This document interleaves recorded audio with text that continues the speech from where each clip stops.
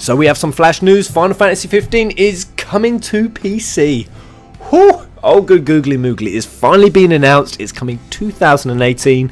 No specific dates yet. But when I first saw this news, I wasn't that interested. I've got to admit, I've got it on the console. I've played it on my PS4. I wasn't planning to play it on PC until I read what it's getting. Now, this is crazy, guys. I really am shocked that they're going this far with a PC port. I mean, Final Fantasies have typically taken ages to port.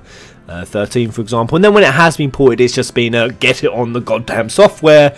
We don't really give that much of a fuck how it runs or performs. The porting's not been that good, but this, oh now this. So they're partnering up with Nvidia, and Tabza always did say he wanted to do a PC port because it was always going to be the superior version, always, and that they wanted to see 15 realized, but it looks like they're taking that and going one step further. So with Nvidia, this is what 15 will feature in the new PC mode. Now, I'm not going to name them all, but starting with Nvidia Flow, creates vivid combustible fluid, fire and smoke. Then there's Nvidia Hairworks, creates dynamic lifelike hair and fur for characters, animals and monsters that inhabit the game. Nvidia Shadowworks enables characters to cast shadows on themselves.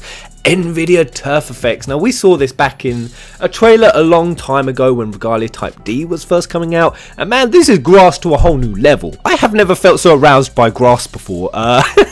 Creates lifelike grass and vegetation in the game environment. Nvidia VXAO adds depth and realism based on the physics principles, shadows and light. Nvidia Ansel, an in-game photography tool that allows gamers to compose shots from any position, adjust with post-process filters, capture HDR images in high fidelity formats, and share screenshots in 360 via a smartphone, PC or VR headset. And the last one I'm going to cover, Nvidia Shadowplay Highlights automatically captures the player's greatest gaming achievements in video and screenshots, enabling seamless sharing through social channels. So it looks like the partnership for Nvidia is going to mean we're going to be getting a 15 PC port that's going to be balls to the walls. Now, how it's going to run, how it's going to perform, we'll just have to wait to see. I know there are some people who are very skeptical. One of the things that have been mentioned is the FPS, which I think a lot of people are concerned about. Is it going to be 30? Is it going to be 60? While they haven't said anything, and even the trailer runs at 30 FPS, considering that the PS4 Pro version has uncapped frame rate, it means that the game's physics can run above 30 FPS. It's not going to be locked, or at least there should be no reason for it to be locked. So no promises, that's just what I'm speculating. Damn, that is a lot of extra features. A lot to be getting that us console gamers didn't have. I was kind of jealous at this point, and then it was just even a bit worse when it said PC will have a first person mode. I don't really give much of a shit. I mean, I don't mind first person, it's never my preference, my first choice to go to, and I certainly wouldn't go for it in 15. Like I said, the combat was crazy and cluttered, and the field and terrain could just, it could just be nuts at times. So trying to do that in first person, hopefully it looks better than I'm thinking it. I'm thinking that will just be a mess, but we'll see. And then finally, and this is the real kicker, the cherry on the floor cake, it will contain content from free updates of the console version up until this point. So all free updates. So that's going to include Chapter 13, the fleshed out Chapter 13, and all the paid DLC originally available through the Season Pass, and that will include the future cooperative comrades. Oh. So all of the DLC is going to be in there. Now, I know there's going to be some people who are going to kick off about this. Oh my god, I can't believe I've now got an inferior version. Square shouldn't do this.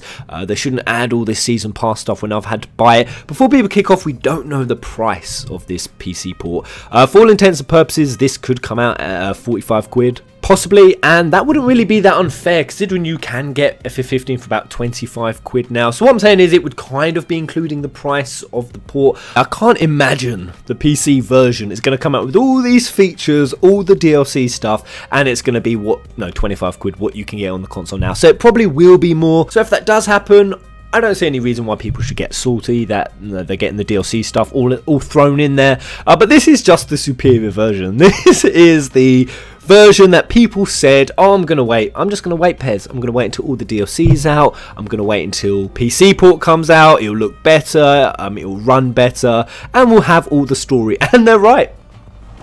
This is the superior version, the Master Racer coming. This is how 15 should have been played, and I think it's going to be so clear when this PC version comes out that what we've been saying, that 15, it needed another year in development. It needed another year, 2 years, shit yeah, 2 years even. And now they're going to get to play it from the point where I think it should have been. Now, I don't want people to confuse that with, do I think all of this DLC should have been for free? All of those episode Gladiolus and Poplos? I don't think that. I think their story should be, aka, we should know the backstory of our main protagonist. There's only 4 of them. We shouldn't have to pay a DLC to know why Prompto is who he is. So in terms of story, yes, it should have been in, but in terms of actual content, should that entire DLC with branched off regions and things, I don't think that should have. I hope you guys get where I'm coming from on that. But quickly before I go, I want to talk about requirements, because this was strange. So monitor supports 4K, again, and HDR. So yeah, I've got 4K compatibility. I think it can go even further than that. Yes, it says here, Final Fantasy 15 will be able to run at a maximum of 8K resolution support. So I mean, that's crazy. Even the fact that it says 4K in the system requirements, that pretty much makes Square Enix one of the first publishers ever to have 4K resolution support listed as the official requirement, and or the recommended specs. And this is pretty much for all of it. All of these settings are sky high, some of the highest recommended requirements I have ever seen in a game. But the GPU, you need a GeForce, this is what it recommends, a GeForce 1080 Ti. What?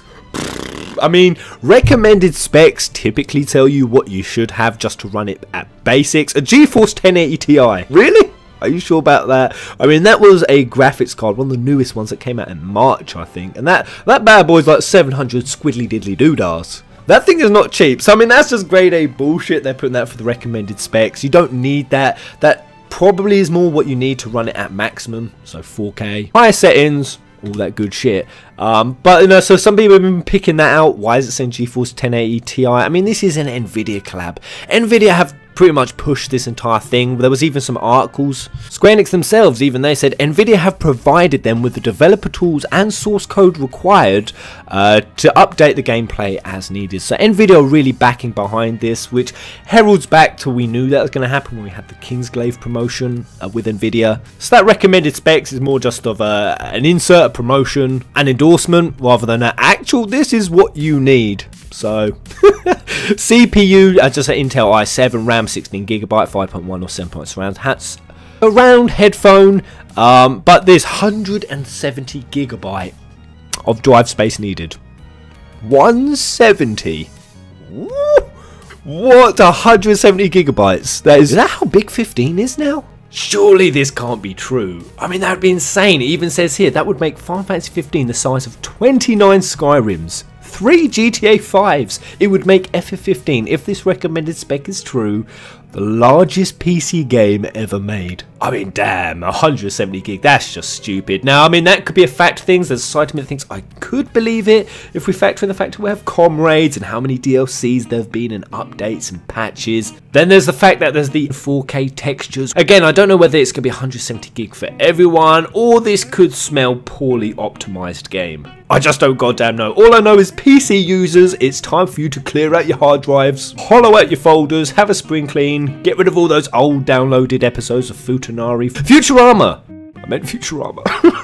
But it's exciting. I'm going to say I'm not at all salty. I'm pleased. I'm glad PC players are finally getting it. I'm glad more people are going to be able to see it. Even better than we saw it. I'm slightly concerned about looking at all of this. The Nvidia collab, so you know, they've been kissing each other's asses in the interviews so much. So I mean, just going to a few of the articles, talk about Nvidia, Square Enix are shouting out Nvidia. There was even a line, and this is kind of weird. We still see Nvidia as people who look to the future of gaming. What I really love about them is that they have this vision of what they want to do with the tech 5 and 10 years into the future. So this is what Tabitha is saying, but this is where it gets a bit strange. The CEO is looking 100 years into the future. What the fuck? Really? And I think in 100 years time he'll still be alive and kicking. I don't know if Tabby's having a joke here. The Nvidia team is basically a modern day group of magicians. For a game like Final Fantasy 15, which relies on us showing off a world, is such a useful piece of technology they can give us. So this is all pretty big surprising news. Square Enix and Nvidia, they'd worked together, but from what I can see, they've formed a very intimate relationship now. And everything just gives it away from the way they're talking to now what we've got in this product. We've now got all of these new effects. But, and there is always a but, big juicy but, the reason why I don't like this that much, and it's kind of giving me a bit of apprehension, so on the flip side, is when someone like Square Enix starts budding up with Nvidia and it's as intimate as what it seems, it can end up turning into quite a circle jerk. And what I mean by that is if this goes really well, this collab, they're going to keep going. They're going to keep doing it. They're going to keep promoting each other's shit. And basically the focus is going to be technology.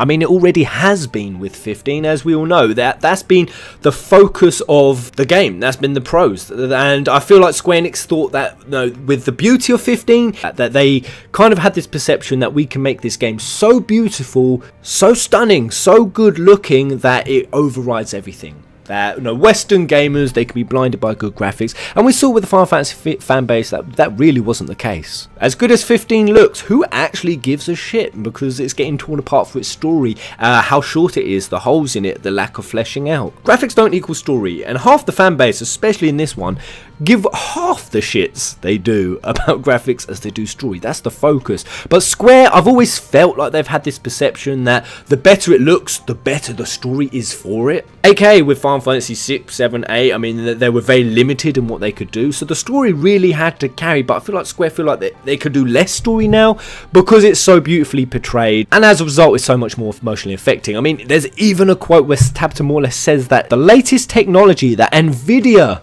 offers enables us as game developers to create the possibility which is not simply about an evolution in visual appearance, Tabata explains. Or I hear they say debate.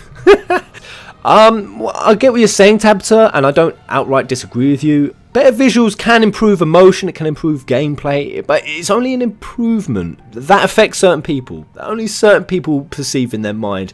As thing, there are some people who they can only get really invested emotionally if the graphics are fucking stunning, and then there are people like me and a lot of other players, they could be just as emotionally affected by a 2D game as they can a game like Final Fantasy 15 with all its visual splendour. But I get what you're saying, Tabata, but you can't deny it is only an evolution in visual appearance.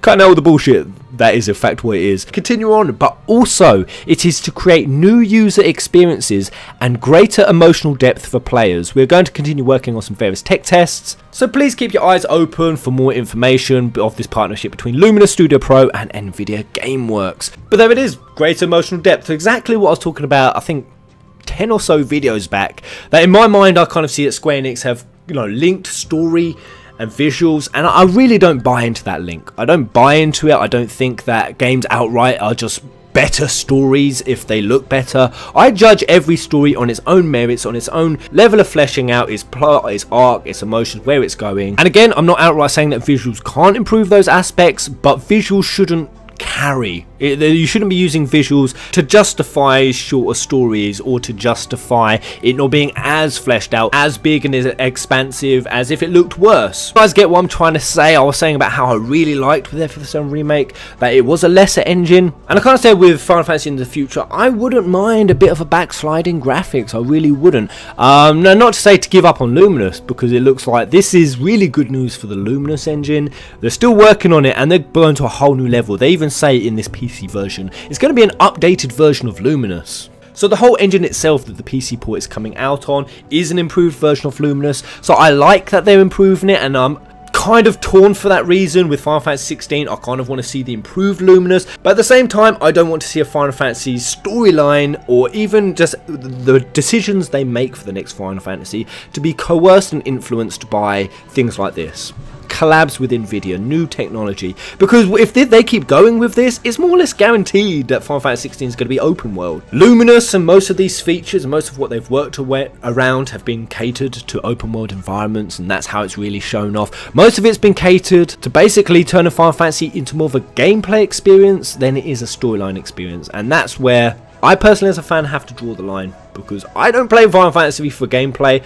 I play it for story, but I know it's all different strokes for different folks. That's just my little nitty gritty gripe out of the way. Other than that, absolutely mind blowing, fucking crazy. So I have an absolute blast with that in PC 2018. I think I'll grab it, I'll give it a review. PC users, you are getting the superior version. You are getting all of the storyline that we had to wait for painfully. So if anyone hasn't played it, you haven't played 15 yet, by God, get the PC version, because that's going to be the way to play it. But there it is, there's the update, there's the news. Until the next video, goodbye.